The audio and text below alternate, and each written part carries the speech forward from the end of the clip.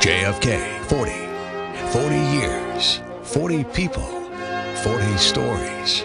On News Talk 820 WBAP.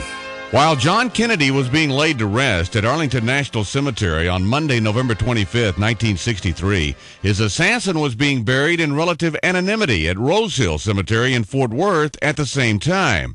Not many people wanted to be there, including police and Secret Service officials who had to be there.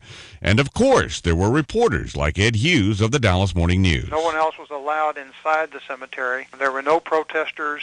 When they brought Oswald's casket, some of us helped the funeral attendants move it into a chapel where they kept it under security until it was time to take it down to the graveside. A lack of pallbearers meant more volunteers to take the casket to the graveside and continued to force reporters sent to cover the story to be a part of it. A reporter that suddenly said, this is making history. And then we had a whole bunch of other people that suddenly wanted to help us carry it down.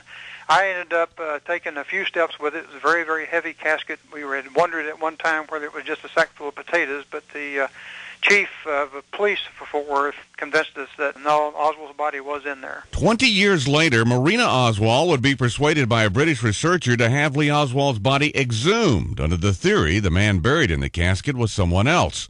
Reporter Ed Hughes says that decision was shocking considering what he saw happen at the end of the burial service. They did open up the casket. Marina Oswald, the wife, and Marguerite Oswald, mother of Lee Harvey, leaned over into the casket, and then they closed it up, and we were motioned to be closer in where they gave the last rites. For JFK 40, I'm Alan Stone, WBAP 24-Hour News.